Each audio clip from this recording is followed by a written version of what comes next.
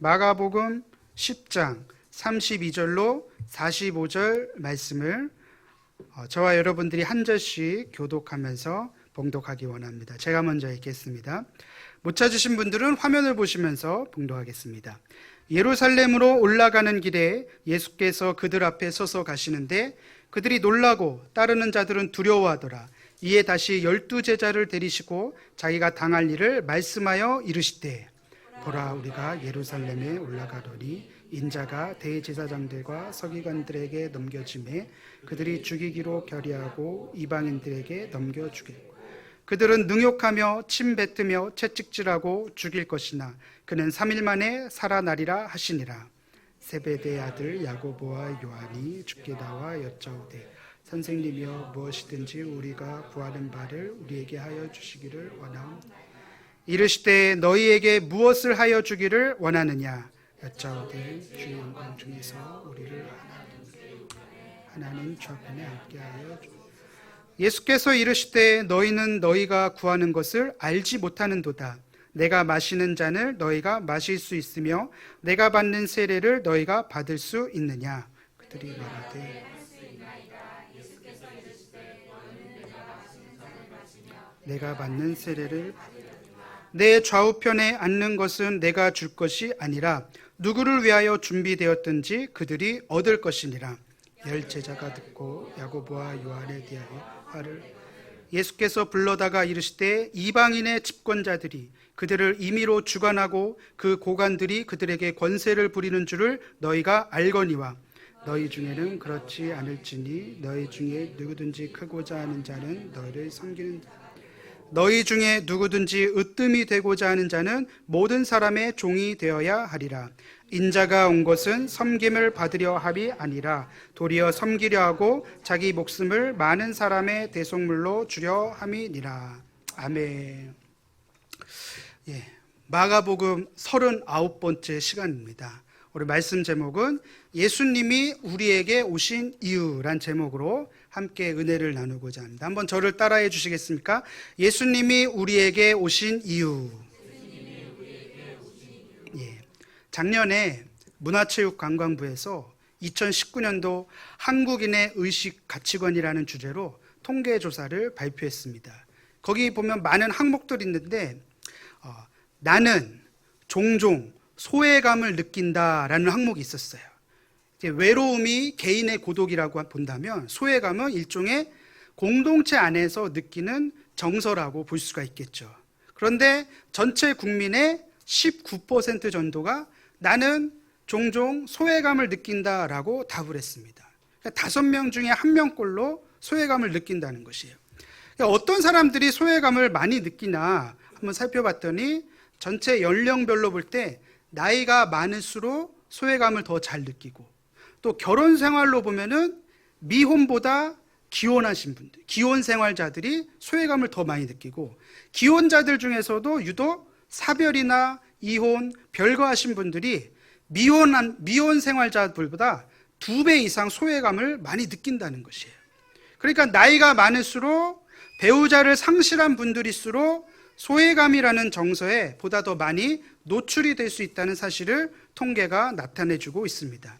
그래서 전문가들이 뭐라 그러냐면 이런 분들은 가까운 사람들이 보다 더 많은 관심을 나타내주고 이 소외감의 감정을 상쇄시킬 수 있는 새로운 취미나 여가 활동이 필요하다라고 말합니다.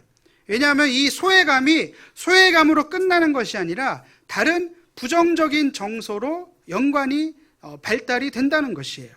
이 소외감하고 비슷한 수치가 무엇이었는가? 그것은 나는 종종 무시당한다라는 것이에요. 나는 종종 무시당한다. 그러니까 이것도 똑같아요. 고령층에서 무시당한 분들이 더 많이 있었고, 결혼 상태에서는 미혼보다 기혼자들이, 또 기혼자들 중에서는 사별, 이혼, 별거하신 분들이 나는 종종 무시당한다라는 답을 많이 했다는 것이에요. 사실 조사 결과로만 보자면 그 많이 내가 소외감 느끼고 무시당한다고 답하신 분들이 사실은 우리나라가 고도의 압축 성장을 할 때 그 압축 성장을 이룬 주역들이라고 할 수가 있습니다. 왜냐하면 우리나라가 IMF 이전에, 그러니까 80년대 후반, 90년대 중반까지 청춘을 보내신 분들이 대부분이라는 것이에요. 그러니까 이들이 느끼는 부정적인 정서, 소외감, 무시당한다, 이런 것은 젊었을 때 누렸던 영광과 환희가 클수록 더 비례한다는 것이죠. 그런데 이 소외감과 남들로부터 무시당한다는 정서가 과연 그분들에게만 해당하는 것이냐, 이 전체 연령층의 답변을 보면은 우리 국민들 가운데 25%, 즉 4명 중에 1명꼴로 소외감과 무시당한다는 정서를 느낀다라고 답했습니다. 그래서 전문가는 왜 그러냐 봤더니 이 오랜 세월 동안 이 국가 시스템을 지탱해온 경쟁 시스템이 그 원인 중에 하나라고 말합니다. 그러니까 어릴 때부터 등수를 매기고 경쟁을 익숙하게 하는 교육 시스템이 사실은 역사가 굉장히 오래됐죠. 우리나라가 근대화이기 전에 조선 왕조 때부터 시작된 과거제도. 그래서 옛날 대하 드라마 보면은 꼭 과거를 보려고 이렇게 보침 메고 서울 가서 과거 시험 본 다음엔 꼭 이렇게 생긴 걸 타고 나서 장원급제했다 막 이러면서 스토리가 이어지죠. 그건 그 전에 사귀었던 젊은 교수랑 헤어지느니 마느니 이러면서 이 성리학이라고 하는 이념이 국가 시스템으로 자리 잡은 지가 벌써 500년도 훨씬 넘었다는 것이에요. 그러니까 그때부터 경쟁 시스템이 우리나라의 인재를 등용하는 문이 됐고 우리나라의 근간을 이뤘다는 것이에요. 근데 이 경쟁에 대해서, 이 경쟁이 가져다주는 폐단에 대해서 서울대학교 이무화 명예교수는요, 교수신문에서 다음과 같이 기고를 했습니다. 대한민국의 이기적인 경쟁 문화는 혼자는 뛰어나지만 집단으로는 능력을 발휘하지 못하게 만드는 국민적 특성을 고착화하고 있다. 그러니까 여러분, 유명한 음악가들은 한국 사람들 중에서도 많이 있는데 뛰어난 오케스트라에서 연주하고 있는 한국 사람들은 별로 없다는 거예요. 아시겠죠? 혼자서는 잘하는데 같이 하는 거에 있어서는 미숙하다는 것이죠. 그래서 이분이 하는 얘기가 이기적인 경쟁 문화를 이제는 소통하는 문화, 상호작용하는 문화로 전환해야 된다라는 것이에요. 그러니까 이기적인 무한경쟁 시스템만으로는 이제 다가오는 4차 산업혁명 시대 때 서로 함께 성공할 수 있고 서로 상생할 수 있는 국가 시스템으로의 전환을 촉구한 말입니다. 여러분, 교회는 어떻습니까? 교회. 2년 전 2018년도가 종교개혁 500주년이 되는 해였는데 그때 각종 포럼과 세미나가 많이 열렸습니다. 제가 있던 교회에서도 그런 모임에 자주 동원이 되곤 했었는데 그때마다 신학자들이나 목회자들이 빠지지 않고 주장하는 바가 한국교회가 앞으로는 개교회주의를 극복해야 살 수 있다라는 얘기였어요. 동네 교회마다 경쟁하는 시스템으로는 사회적 공공성을 확보할 수 없다는 말인데 과연 그 말에 얼마나 많은 분들이 공감할지는 잘 모르겠습니다. 왜냐하면 이제 교회 안에서조차 치열하게 경쟁을 부추길 때가 얼마나 많습니까? 우리 개인이 타자에 대해서 먼저 소통할 수 있는 열린 마음, 그리고 함께 성공할 수 있는 상생하고자 하는 말 그대로 성경이 말하는 그리스도인의 관용이 필요한 시대라고 생각합니다. 네, 아멘은 별로 많이 안 하시네요. 우리 광교순복음교회는 절대로 다른 교회 비교도 하지 말고 경쟁도 하지 말고 우리에게 주어진 사명 잘 감당하면 되고 옆에 있는 교회에 축복해 줄 수 있는 그러한 교회가 되기를 주님의 이름으로 축복합니다. 여러분, 우리 성경 본문에서도요, 서로 경쟁하는 제자 두 사람이 나오죠. 누굽니까? 세베대의 아들 야고보와 요한. 이 두 형제가 다른 제자들보다 더 높은 자리를 예수님께 요구했습니다. 왜 이렇게 요구했을까? 나중에 설명을 할게요. 이 본문이 기록된 구조를 보시면 32절서부터 34절까지는 예수님께서 어떤 순환을 당할 것인지에 대해서 자신의 운명에 대해서 마가복음에서 세 번째로 예고를 하십니다. 그러니까 내가 예루살렘 가면은 어떤 죽음을 당할 것인지, 내가 어떻게 고난을 당할 것인지에 대해서 미리 예고하셨어요. 그렇다면 이 본문은 당시의 마가복음의 독자들과 지금 저와 여러분들에게 던지는 질문은 이것입니다. 우리가 믿는 예수님이 앞으로 이러한 고난의 길, 이러한 길을 갈 것이다. 그렇다면 저와 여러분들은 과연 예수님을 따라갈 준비가 되었느냐? 예수님이 가신 그 길을 우리도 어떠한 각오와 어떠한 결단을 해야 되지 않겠느냐, 이 질문을 던지고 있는 것이에요. 사랑하는 성도 여러분, 예수님을 믿는다는 것, 예수님을 따른다는 것, 그 따름에 있어서 어떤 각오와 준비가 필요할까요? 첫 번째로 개인적인 욕망에서 벗어날 각오와 준비가 필요합니다. 한번 저를 따라해 주시겠습니까? 개인적인 욕망에서 벗어날 각오와 준비가 필요하다. 이 본문 35절 말씀을 우리 한번 다 같이 읽어보도록 하겠습니다. 시작.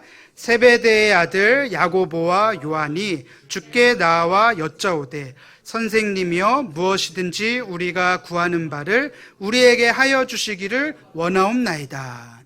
여기 보면 야고보와 요한이 믿는 예수님, 이들이 생각한 예수님은 어떤 분으로 묘사하고 있습니까? 철저히 개인의 욕망을 위해서 존재하는 예수님으로 인식하고 있습니다. 예수님은 우리의 욕망을 채워주셔야 돼. 우리가 원하는 높은 자리를 반드시 주실 것이야. 라는 어떻게 보면 참 어린 아이와 같은 믿음. 우리 예수님을 처음 믿을 때 사실은 다들 그렇게 믿지 않았습니까? 아직 성경을 잘 모르고 예수님을 인격적으로 체험하지 못할 때 그렇게 인식할 수 있습니다.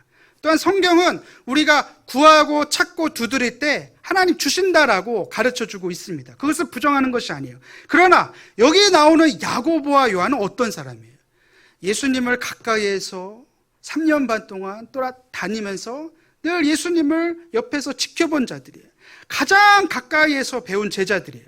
그러니까 오늘 말씀은 초신자가 아니라 바로 저와 여러분들에게 말씀하고 있는 것이에요. 개인의 욕망으로만 신앙을 추구하고 있다면, 그것이 예수님 따르는 목적이 된다면 그것은 종교를 빙자한 샤머니즘과 다를 바가 없습니다.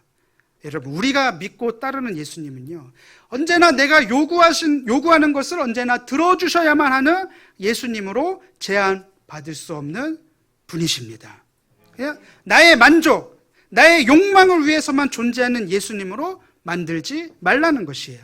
이에 대해서 예수님은요, 그래, 내가 너희에게 무엇을 하여 주기를 원하냐라고 되물었습니다. 이때 이들의 본심이 드러나죠. 우리 37절 말씀을 다 같이 화면 보시면서 읽어보겠습니다. 시작. 여짜오되 주의 영광 중에서 우리를 하나는 주의 우편에 하나는 좌편에 앉게 하여 주옵소서. 여러분, 이게 개인의 욕망에만 충실할 때 나타나는 그리스도인들의 모습이에요.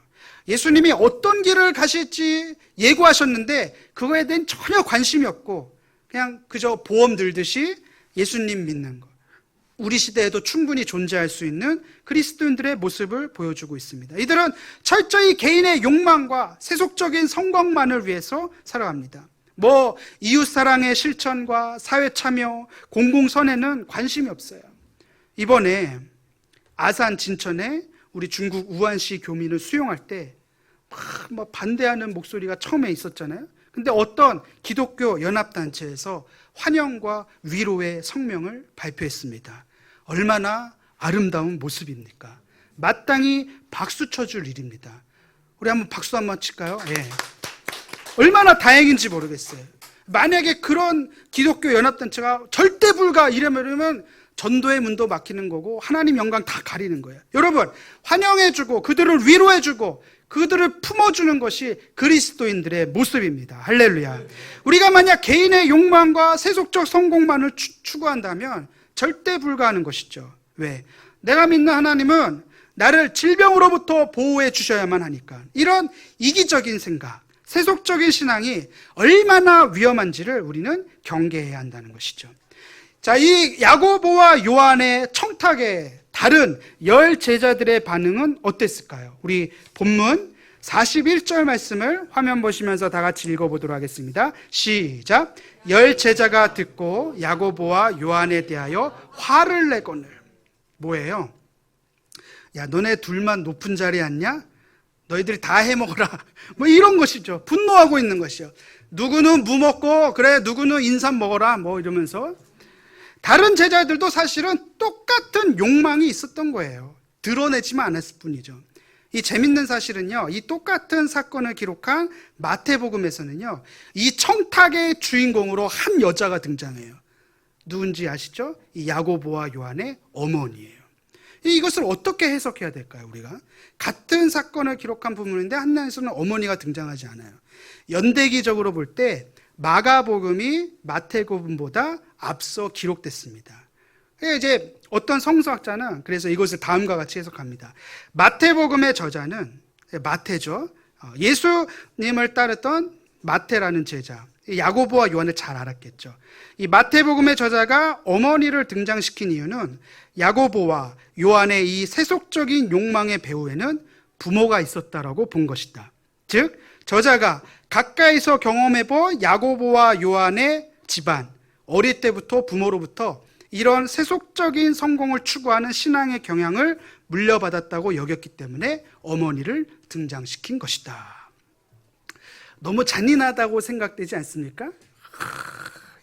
쉽게 말하면 저 집안은 이런 식으로 기록을 한 거예요. 근데 나중에 이 반전이 있습니다. 나중에 제가 말씀드리겠습니다. 사랑하는 성도 여러분, 우리가 예수님을 따르고 믿는 이유가, 본질적인 동기가 예수님을 정말 사랑하고 우리가 아까 찬양 드렸던 것처럼 오직 주의 사랑과 임재만으로 내가 기뻐하고 찬양하고 그 하나님 나라를 위해서 기꺼이 순종할 수 있는 순수한 신앙의 동기가 되기를 주님의 이름으로 축복합니다. 특별히 우리 자녀들에게 이런 신앙의 유산을 물려줄 수 있기를 주님의 이름으로 축복합니다. 자, 우리 두 번째, 우리가 예수님을 따라가기 위해서 섬길 수 있는 각오와 결단이 필요합니다. 한번 저를 따라해 주시겠습니까? 섬길 수 있는 각오와 결단이 필요하다. 우리 화면 보시면서 본문 42절 말씀을 다 같이 읽어보도록 하겠습니다. 시작. 예수께서 불러다가 이르시되 이방인의 집권자들이 그들을 임의로 주관하고 그 고관들이 그들에게 권세를 부리는 줄을 너희가 알거니와. 여기서 말하는 이방인의 집권자들이라는 것은 세속적인 리더십을 말하고 있는 것이죠. 그 당시에 팔레스타인을 다스리고 있던 헤롯 분봉왕이나 크게는 로마 황제, 이 로마 황제로 상징할 수 있는 세상이 말하는 리더십, 세상이 말하는 리더십, 세속적인 리더십의 모습에 대해서 예수님께서 뭐라고 표현하십니까? 임의로 주관한다, 권세를 부린다라고 표현하죠. 이 말의 원어적인 뜻은요, 다른 사람을 압제하고 자기에게 주어진 권력을 자랑한다는 뜻이에요. 그러니까 철저히 다른 사람 위에 군림하고 그 위에 올라가고 짓밟고 통제하고 조종하고 결국에는 나를 높이고 자랑하는 리더십을 말하고 있는 것이에요. 그러면서 43절에서 예수님이 뭐라고 말씀을 이어가십니까? 너희 중에는 그렇지 않을지니. 이게 무슨 뜻이에요? 세상이 다른 사람을 압제하고 조종하고 결국은 나를 드러내고 자랑하는 리더십이지만 너희들은 그렇지 않다. 세상의 리더십과 너희는 달라야 한다는 말입니다. 사랑하는 성도 여러분, 세상의 방법이 다른 사람을 군림하고 조종하고 압제하고 이용한다고 해서 우리도 똑같이 그렇게 하면 될까요? 그렇지 않다라는 것이에요. 예수님은 너희는 달라야 한다라고 말씀하십니다. 어떻게 달라야 할까요? 우리 본문 44절 말씀을 다 같이 화면 보시면서 읽어보겠습니다. 시작. 너희 중에 모든 사람의 종이 되어야 한다. 너희들은 달라야 된다. 세상이 군림하고 압제하고 자랑하는 리더십이라면 너희들은 모든 사람의 종이 되어야 된다. 다른 사람을 지배하려고 하지 말고 다른 사람을 섬기는 종이 되어야 한다. 이것이 우리 시대의 모든 그리스도인들에게 주어진 과제요. 그리스도인들이 세상과 다른 리더십의 모습이면서 동시에 예수님을 따라가는 길인 줄 믿습니다. 사랑하는 성도 여러분, 우리가 다른 사람을 섬긴다는 것이 얼마나 고되고 힘든 것인지 아마 여러분들은 잘 아실 것이에요. 가정에서부터도 그렇죠. 내가 우리 가족을 위해서 섬기고 우리 가족을 위해서 먼저 희생한다는 것이 얼마나 힘든 것인지. 그러나 여러분 기억하십시오. 그 희생과 섬김을 예수님은 반드시 기억하십니다. 여러분, 그 희생과 섬김, 기꺼이 다른 사람의 발을 씻겨줄 수 있는 그 예수님의 모습을 닮아갈 때 하나님께서는 더 넘치는 축복으로 우리에게 함께 하실 것을 믿습니다. 사랑하는 성도 여러분, 여러분 예수님을 사랑하시는 분들만 크게 아멘 하실까요? 여러분 예수님을 더 가깝게 느끼고 싶으십니까? 예수님을 정말 내 삶 가운데 살아계신 주님으로 가깝게 모시기를 원하십니까? 그렇다면 이 예수님의 말씀을 따라가야 됩니다. 누구든지 크고자 하는 자는 너희를 섬기는 자가 되고 너희 중에 누구든지 으뜸이 되고자 하는 자는 모든 사람의 종이 되어야 하리라. 내가 다른 사람의 발을 씻겨줄 때, 내가 기꺼이 다른 사람의 종이 될 때 그 섬기는 삶 가운데 예수님이 함께 하십니다. 섬기는 삶으로 우리를 부르시고 계신 예수님의 말씀에 순종하는 우리 모든 광교순복음교회 공동체가 되시길 주님의 이름으로 축복합니다. 이 마지막 세 번째는요, 우리가 예수님을 따라가기 위해 필요한 결단과 준비. 마지막 세 번째는요, 따라서 합시다. 고난에 대한 결단과 준비. 이 고난에 대한 결단과 준비, 이게 제일 어려운 준비죠. 초기 기독교 시대, 그러니까 예수님 부활 승천하시고 나서 초대교회가 시작된 예루살렘 교회, 안디옥 교회, 예배소 교회, 이렇게 초기 기독교 시대에는 이러한 결단과 마음가짐은요 너무나 당연한 것이었어요. 왜? 그 당시에는 박해가 있었기 때문이에요. 이 초기 교회 역사의 문헌을 살펴보면은 교회의 세례를 받는 것, 그리고 예수님 그 성찬에 함께 참여하기 위해서는 한 6개월이나 1년 정도 준비 기간이 필요했습니다. 왜요? 고난에 대한 준비와 결단이 된 사람만이 세례를 받을 수 있고 성찬에 참여할 수 있었기 때문이에요. 한마디로 예수 제대로 믿은 사람만 세례받고 성찬하는 거예요. 예수님 위해서 죽어도 나는 괜찮다, 나는 죽어도 예수님을 부인하지 않겠다, 이러한 각오와 결단이 된 사람만이 성찬에 참여할 수 있었습니다. 왜 그랬을까요? 예수님의 첫 번째 12 제자들이 다 순교했기 때문이에요. 그만한 가치가 있는 것이다 라고 동의하는 사람들, 예수 믿는다는 건 저렇게 사는 것이다 라고 믿는 사람들, 진리를 위해서 내 목숨 버리는 거 괜찮다라고 하는 사람들만 예수님을 믿었다는 것이죠. 우리 지금 너무 쉽게 예수님 믿는 것 같아요. 안 그렇습니까? 아멘.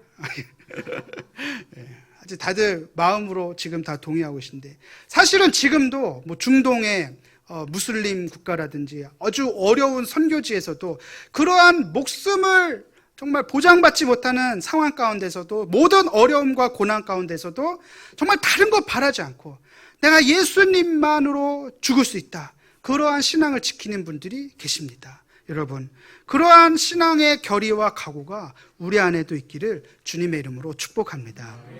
야고보와 요한이 예수님의 좌우편 자리를 요구했을 때 예수님께서 이런 말씀을 하십니다. 우리 본문 38절 말씀을 화면 보시면서 한 목소리로 읽어보도록 하겠습니다. 시작. 예수께서 이르시되 너희는 너희가 구하는 것을 알지 못하는도다. 내가 마시는 잔을 너희가 마실 수 있으며 내가 받는 세례를 너희가 받을 수 있느냐. 여러분, 예수님께서 마시는 잔이 무엇입니까? 고난의 잔이었죠. 겟세마네에서 피가 땀방울이 되도록 기도하신 내용이 무엇입니까? 하실 수만 있다면 이 잔을 내게서 옮겨달라는 기도였습니다. 이것은 너무나도 분명하게 예수님께서 당하실 십자가 고난의 잔을 지금 야고보와 요한에게 말하고 있는 것이에요.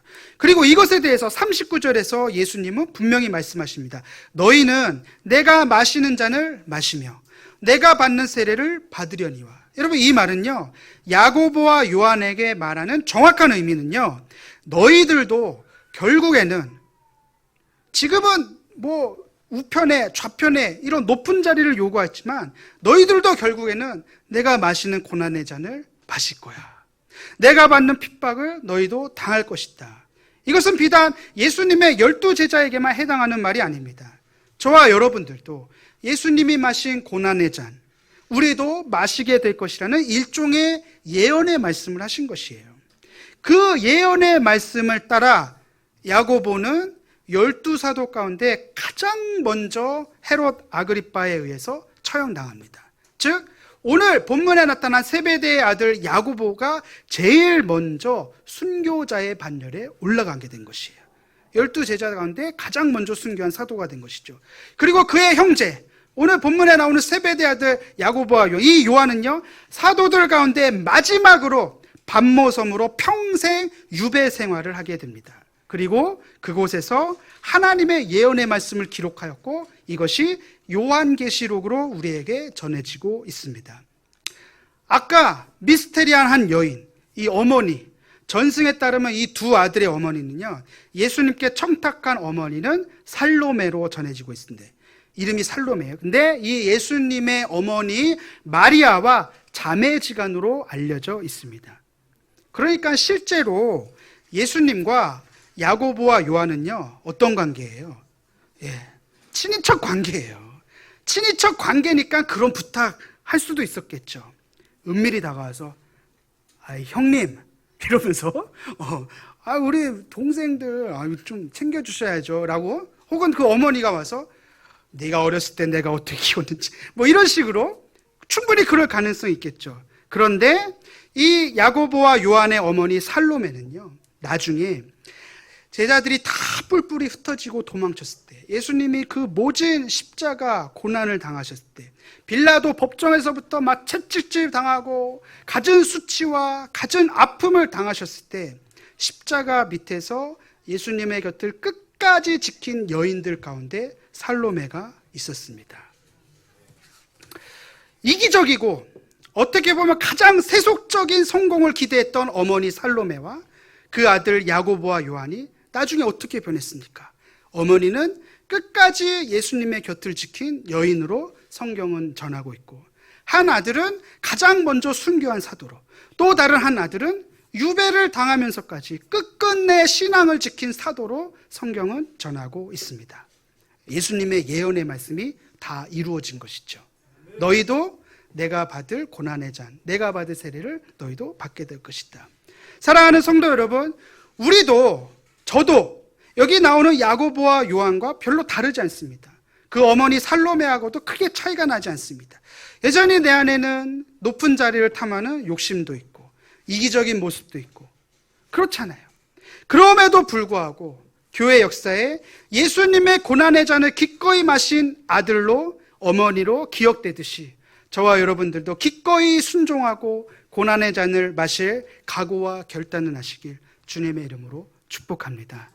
부끄러움 투성이지만 늘 나의 기준으로 볼 때도 형편없지만 그런 사람들을 택하셔서 순교자의 바늘을 올리시고 끝까지 예수님의 곁을 지킨 여인으로, 끝까지 신앙 지키기 위해서 평생을 외로이 섬에서 일생을 마친 자로 살아왔듯이 이 예언의 말씀, 우리 다시 한번 본문 40절 말씀을 함께 읽어보도록 하겠습니다. 시작. 내 좌우편에 앉는 것은 내가 줄 것이 아니라 누구를 위하여 준비되었든지 그들이 얻을 것이니라. 여기 말씀 뜻이 무슨 얘기입니까? 내 좌우편에 앉는 것은 내가 주는 것이 아니지만 누구든지 준비된 자들에게, 그들에게 얻을 것이다. 예수님이 예언하신 고난의 잔을 함께 마신 이들에게 주어진 보상을 말씀하신 것입니다. 할렐루야. 예수님이 주는 것은 아니지만 내가 간 이 고난의 길, 내가 간 이 영광의 길을 최선을 다해서 섬김의 길을 통해서 나를 따라간 자들에게 분명히 얻게 될 상급을 말씀하신 것입니다. 사랑하는 성도 여러분, 현재 당하는 우리의 고난, 장차 우리에게 나타날 영광과 비교할 수 없다는 로마서 말씀을 기억하기를 주님의 이름으로 축복합니다. 사랑하는 성도 여러분, 오늘 이 말씀의 결론이 무엇입니까? 예수님께서 자신이 어떤 고난을 당하고 부활하실 것인지를 예고하신 뒤에 내 길을 따라가기 위해선 고난의 잔을 함께 마시면서 섬기는 자가 될 것을 제자들에게 말씀하시면서 마지막 본문 45절에서 내가 왜 너희들에게 왔는지 아니, 이런 말씀을 주세요. 우리 45절 말씀을 우리 다 같이 화면 보시면서 한 목소리로 읽겠습니다. 시작. 인자가 온 것은 섬김을 받으려 함이 아니라 도리어 섬기려 하고 자기 목숨을 많은 사람의 대속물로 주려 함이니라. 아멘. 사랑하는 성도 여러분, 그 자리에 함께 있던 제자들은 이 묵직한 말씀 앞에서 숙연해졌을 것이에요. 오늘 우리도 마찬가지입니다. 예수님이 우리에게 오신 이유는요, 여러분, 예수님이 저와 여러분들에게 오신 이유가 무엇입니까? 우리 성공시켜주기 위해서? 다른 사람들보다 더 잘 먹고 잘 살게 하기 위해서? 아닙니다. 예수님께서 우리를 찾아오신 이유는요, 나같이 부족하고 연약하고 죄 많은 인생을 섬기기 위해서 오셨고, 또한 나를 살리기 위해서 자기 목숨을 대신 주시기 위해서 오셨습니다. 예수님은 저와 여러분들을 살리기 위해서, 섬기기 위해서 오셨는데, 이 복음의 말씀을 우리가 진지하게 받아들이고 나도 그러한 희생과 섬김의 길을 간다고 고백할 수 있는,